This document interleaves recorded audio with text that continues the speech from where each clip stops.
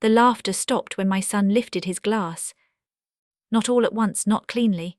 It stuttered like a radio losing signal. Chairs scraped, someone coughed, the band faltered, a violin note hanging too long in the air before dropping flat. I remember thinking, in that strange slowed down way the mind works under stress, that the champagne tasted sweeter than it should have, almost syrupy. I remember the heat of the room and the way my new husband's hand tightened around mine, just a fraction, like he felt something coming before I did. My son stood there, tall and rigid in his rented tux, jaw clenched so tight I could see the muscle twitch. He didn't look at me when he started speaking. He looked straight at Harold. "Well," he said, forcing a laugh that didn't reach his eyes, "I guess we all have to admit this is unexpected." A few people chuckled nervously, others stared down into their plates. "I mean," he went on, tilting his head, eyes flicking over Harold's thinning hair and soft belly like he was inspecting a used car, "most men your age are thinking about retirement, not stealing someone else's mother." The word mother landed like a slap. I felt my face burn, my ears rang. Somewhere behind me a glass shattered. Later, someone would tell me it was just a server dropping a tray, but in that moment it felt like something inside me breaking open. Harold didn't say a word. He just stood there, shoulders squared, lips pressed together, absorbing every syllable like a man used to being weathered by storms. And my son, my firstborn, my baby boy, smiled. That was the moment I realized the wedding I had dreamed of wasn't going to be the story I told my grandchildren. It was going to be something else entirely. Before all of this, my life was quiet in a way that felt earned. I was 58 when I remarried, an age where people stop expecting fairy tales and start settling into habits. I lived in the same 2-story house I'd raised my children in, the one with the creaky third stair and the maple tree out front that dropped helicopters every spring. Mornings were for coffee and the hum of the dishwasher. Evenings were for crossword puzzles and whatever old movie happened to be on. I'd been married once before, 32 years, a lifetime really. My late husband, Thomas, was a good man in the dependable sense. He showed up, he paid bills, he loved our kids. When he died of a sudden heart attack, the house felt too big and too quiet all at once. Grief didn't come as fireworks, it came as dust settling on unused rooms. My son Indra took it the hardest, or at least the loudest. Indra had always been intense. Even as a boy, his feelings came in sharp edges. He was the kind of child who loved fiercely and argued harder. When his father died, that intensity turned inward, then outward, then everywhere at once. He became protective in a way that felt less like care and more like control. "You shouldn't be alone," he told me the week after the funeral, sitting stiffly at my kitchen table. "It's not healthy." I nodded, because nodding was easier than explaining that sometimes being alone was the only way I could breathe. Indra checked in constantly after that. Calls, drop-ins, opinions. He meant well, I think, but somewhere along the way concern turned into expectation. Expectation turned into entitlement. When I met Harold, it wasn't romantic at first, it was practical. He was a volunteer at the community garden I joined to give my hands something to do. He wore faded baseball caps and smelled faintly of soil and peppermint. He listened more than he spoke. When he laughed, it came from deep in his chest, slow and warm, like he wasn't in a hurry to use it up. We started talking about tomatoes and weather, then books, then the quiet loneliness that settles into widows and widowers like an uninvited guest. Harold had lost his wife to cancer 5 years earlier. He still wore his ring on a chain around his neck. He didn't hide his past and he didn't rush me through mine.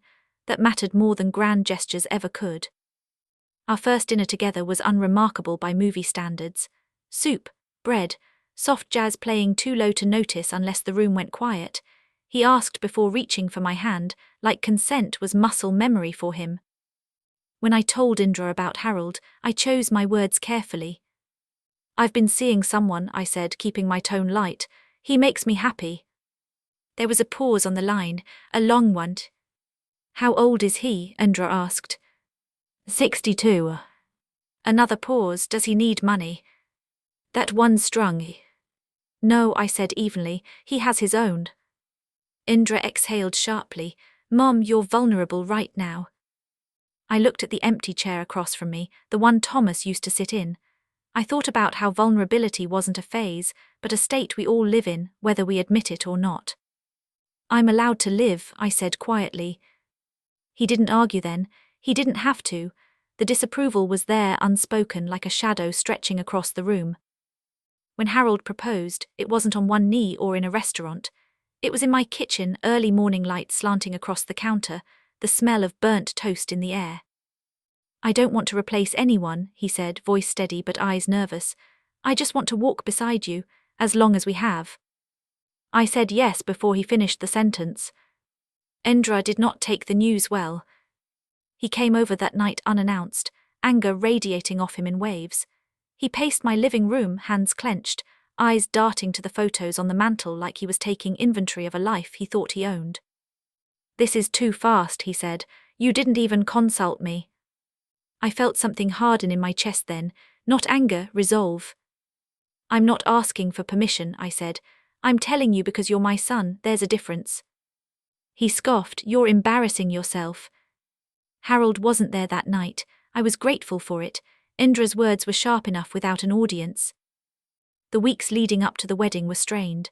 Indra showed up when expected, smiled when others were around, but there was a tightness to him I didn't recognize. He made jokes that landed sideways. Comments about age, about money, about how brave Harold was to take on a ready-made family. I told myself it was nerves, adjustment, grief resurfacing in strange ways. I told myself a lot of things. The morning of the wedding, I stood in front of the mirror and barely recognized the woman looking back at me. The dress was simple, ivory, flowing, forgiving. My hair was pinned back with a small comb that caught the light when I turned my head. I looked older, Hepukhi softer somehow. Indra barely spoke to me before the ceremony. He hugged me stiffly, like obligation had replaced affection. When the music started and I walked down the aisle, I saw Harold's eyes fill with tears. Real ones, not performative, just quiet. Overwhelmed gratitude. That should have been my sign that I had chosen right. But love doesn't shield you from fallout. It just gives you something worth protecting when it comes. And when Andrew lifted his glass that night, when his voice cut through the room like a blade, I realized this wasn't just about a wedding speech gone wrong. It was about a reckoning that had been waiting a long time to happen. The rest of the reception moved forward like a wounded animal, slow and unsure of where to place its feet. People clapped when they were supposed to. They smiled in photos. The band picked up again, a little louder this time, as if volume could patch over discomfort. But something fundamental had shifted. You could feel it in the way conversations stayed shallow, in the way eyes kept drifting back to Harold and me, then away again. Andrew avoided my gaze for the rest of the night. He drank too much, laughed too loudly, slapped backs and told stories from childhood that painted him as the hero and everyone else as supporting cast. He never apologized. Not then, not later. When the last guest left and the staff began stacking chairs, I finally let myself sag against Harold's shoulder. My feet ached. My head throbbed. There was a dull pressure behind my eyes that felt like unshed tears pressing for release. "I'm so sorry," I whispered. Harold kissed the top of my head. His voice was low, steady. "You don't need to apologize for someone else's choices." But I did, or at least I felt like I did. That night in the hotel room, I lay awake listening to the hum of the air conditioner and the distant sound of traffic. Harold slept beside me, breathing evenly. I stared at the ceiling and replayed Andrew's words over and over, each time finding a new way they hurt. Stealing someone else's mother. The phrase settled into my bones. In the weeks that followed, I tried to act normal. I unpacked gifts. I wrote thank you notes. I moved some of my things into Harold's house, which smelled like cedar and old books and faint traces of his late wife's lavender soap. We left her photos where they were. I didn't want to erase anyone to make room for myself. Andrew called less. When he did, the conversations were clipped, polite, empty. "Are you settling in?" he asked once. "Yes," I said. "Good." And that was it. I told myself space was good, necessary. I told myself he just needed time to adjust to the idea that his mother was still a woman with her own life. But then the little things started. I noticed Harold's old pickup truck had been keyed one afternoon while it sat parked outside the grocery store. Just a long, angry line down the driver's side. No witnesses, no note. "Probably some bored kid," Harold said, trying to brush it off. Then someone reported an anonymous complaint to the HOA about his lawn being unkept. He'd kept that yard pristine for years. A week later, a rumor reached me through a neighbor, whispered over a fence like contraband. I didn't want to say anything, Mrs. Klein said, lowering her voice, but people are talking about Harold, that he moved too fast after his wife, that he's opportunistic. The word made my stomach turn. I confronted Andrew gently at first, over coffee, neutral ground. Did you say anything to anyone about Harold? I asked. He didn't look up from his phone. People talk. That's not an answer. He sighed, finally meeting my eyes. I just think you deserve better. Better than being happy. Better than being taken advantage of. I felt my patience fray. Harold has done nothing but respect me. Andrew's jaw tightened. You're naive. The conversation ended there, a wall slamming down between us. Harold noticed the strain. Of course he did. You don't have to choose, he told me one evening as we sat on the porch, cicadas humming in the trees. He's your son. And you're my husband, I replied. This isn't supposed to be a competition. But it was becoming one, whether any of us wanted it to be. The first real crack came 6 months later. Harold had always been careful with money, not stingy, just mindful. He'd worked construction most of his life, saved where he could, lived simply. So when he came home one afternoon pale and shaken, I knew something was wrong. My account's been frozen, he said, setting his keys down with a clatter. What do you mean, frozen? There were withdrawals, large ones, the bank flagged it. My heart began to race. Did someone steal your information? They think it might be someone I know. The investigation took weeks. Paperwork, phone calls, long stretches of waiting punctuated by bursts of anxiety.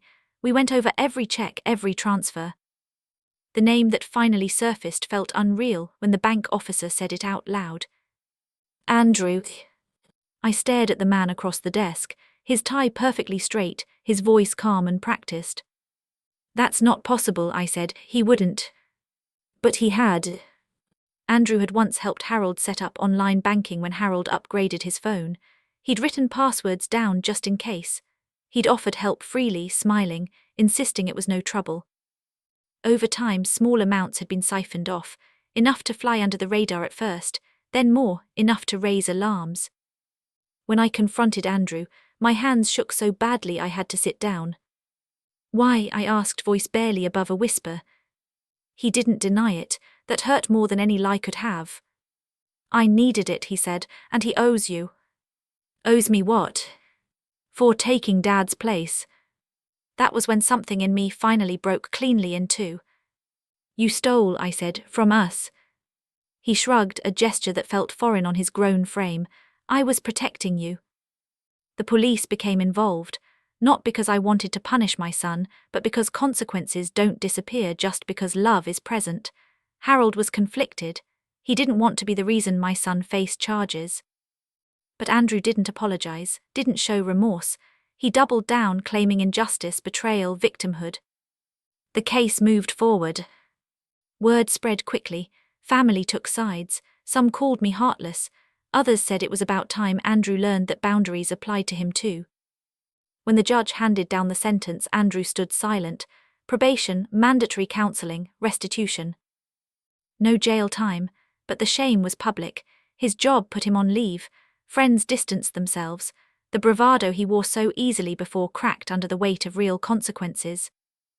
Watching my son walk out of that courtroom, shoulders slumped, eyes hollow, was one of the hardest things I've ever done. It would have been easier to hate him, easier to cut him off entirely. But love doesn't work that way. It lingers even when bruised. Andrew hit his lowest point quietly. No dramatic collapse, just a slow unraveling. He lost his apartment, moved back into a spare room at a friend's place.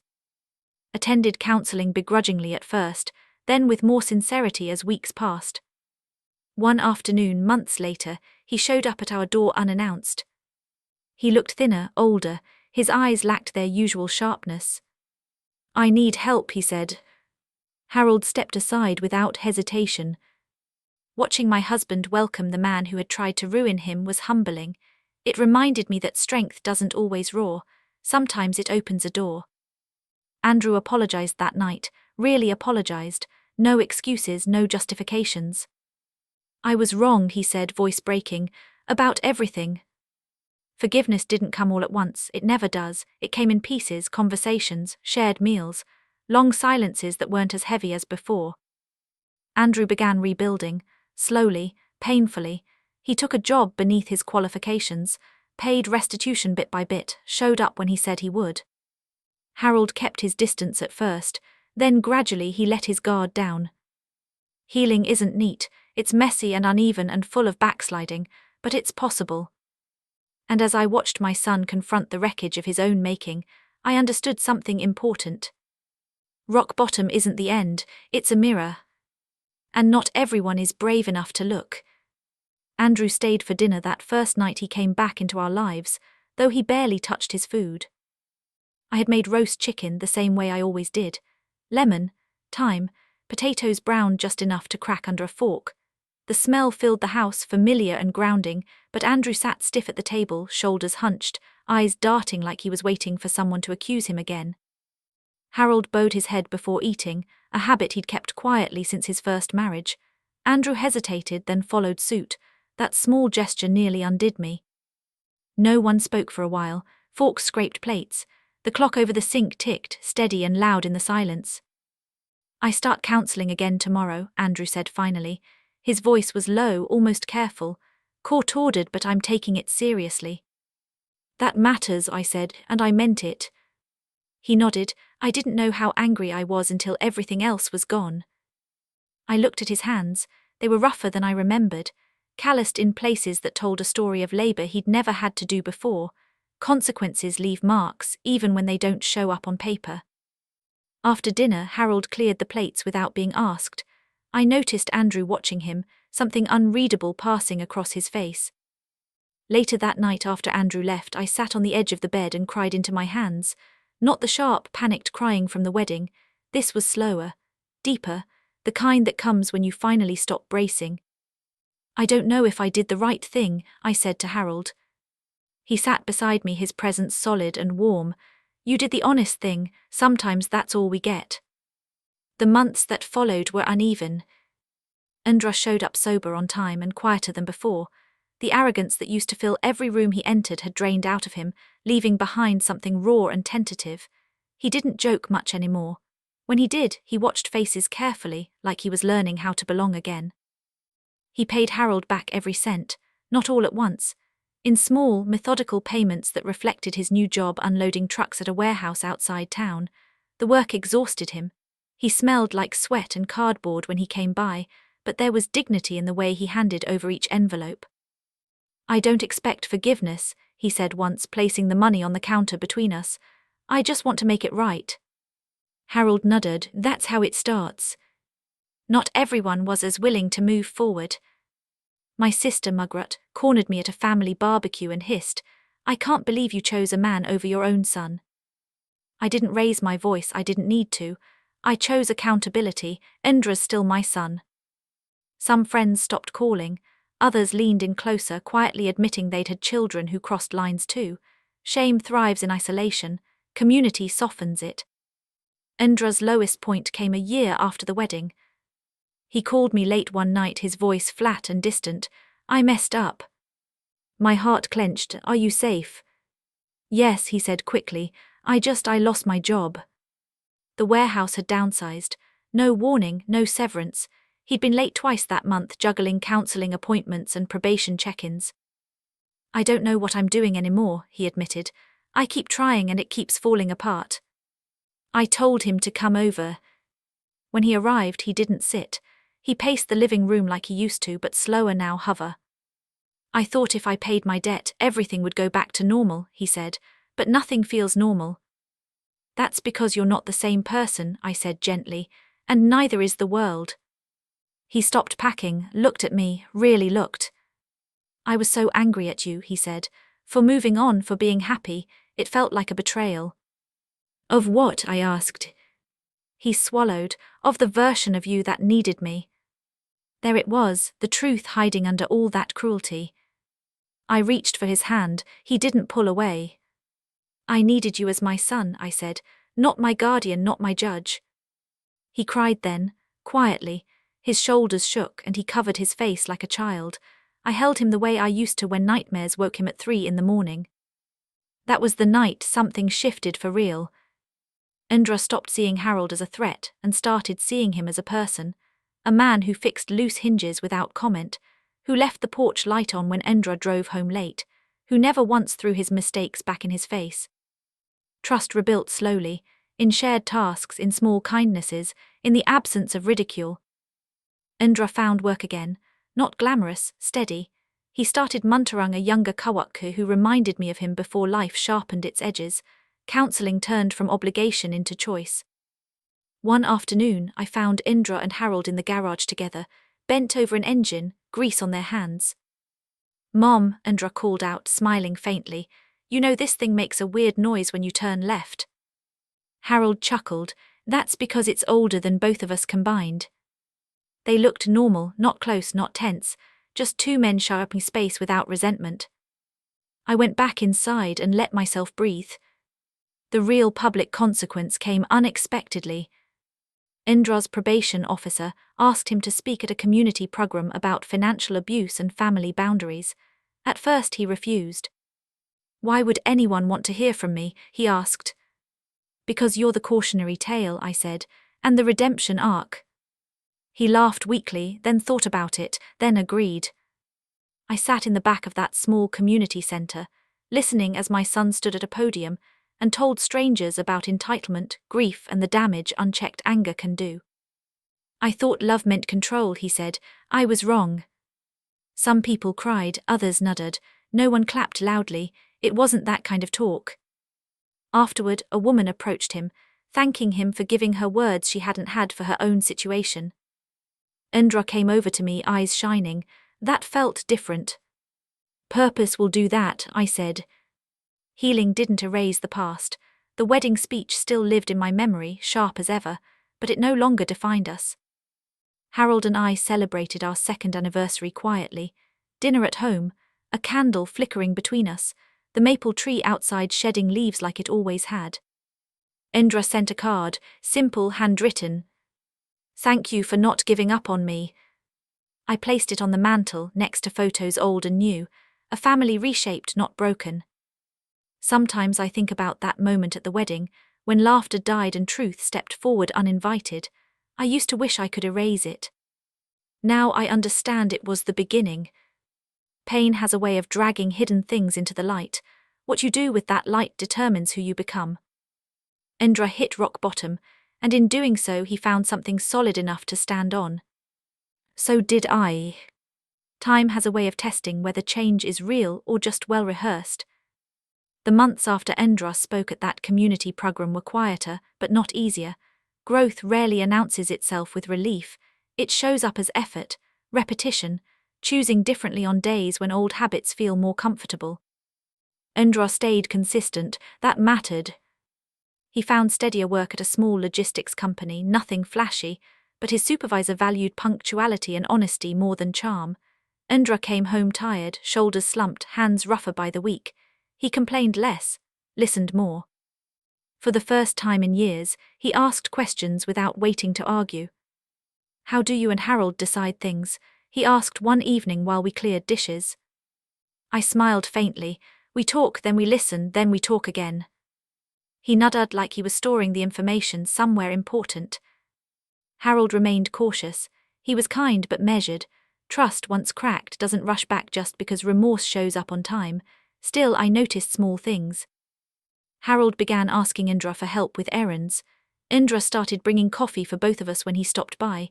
They talked about mundane things, weather, traffic, repairs. Not the past. The real public reckoning came through Indra's extended family. At a holiday gathering hosted by my cousin Alana, someone mentioned the wedding. Someone else laughed awkwardly. The air shifted. Indra stood up from his chair before I could stop him. "I owe everyone here an apology," he said. The room went silent. He didn't look at me, he looked at Harold. "I disrespected you," he said. "Publicly, cruelly, I was wrong." Harold didn't rush to respond. He studied Indra for a long moment. The way you assess a bridge before stepping onto it. Apology accepted, he said finally.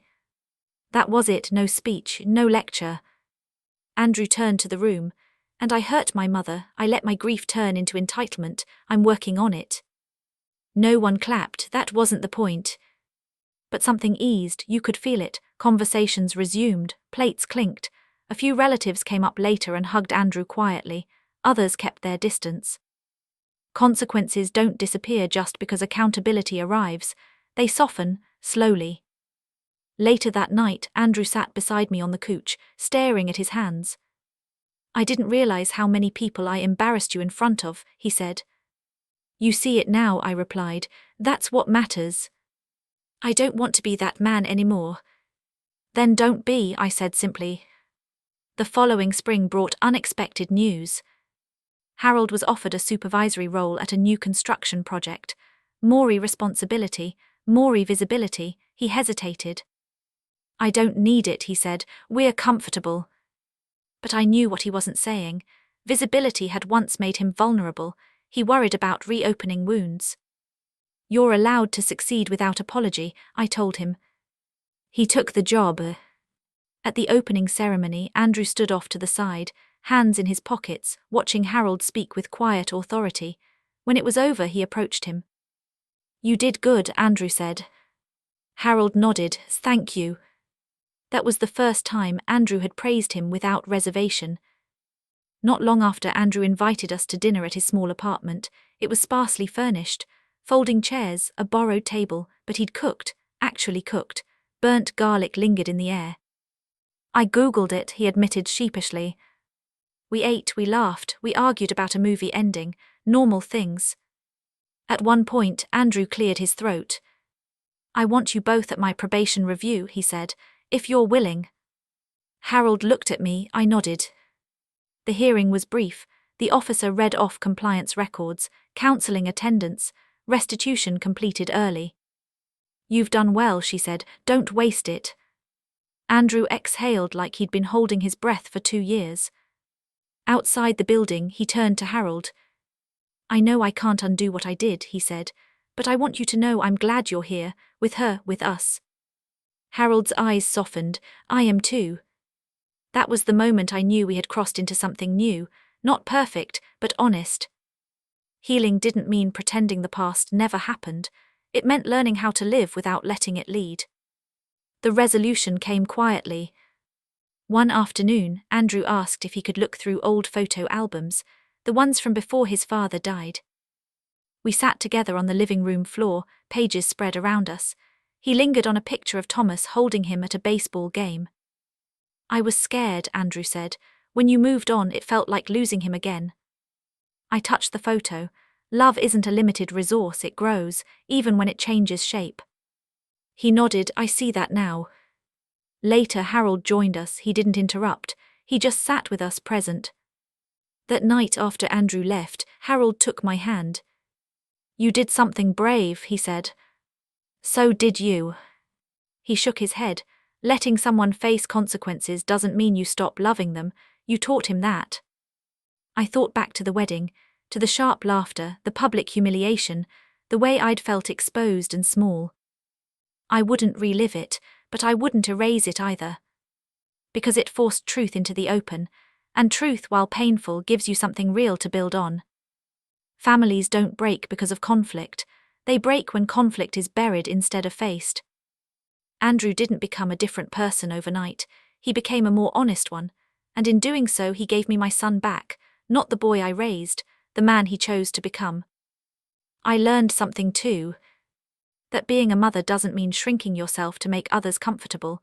It means modeling courage, even when your voice shakes, especially then. The house feels different now. Not louder, not quieter, just settled like furniture that's finally been moved into the right place after years of being shifted around. The maple tree out front still drops its leaves every fall. The third stair still creaks. Some things don't need fixing to feel right. Andrew comes by every Sunday now.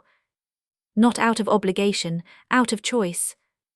He knocks even though he has a key.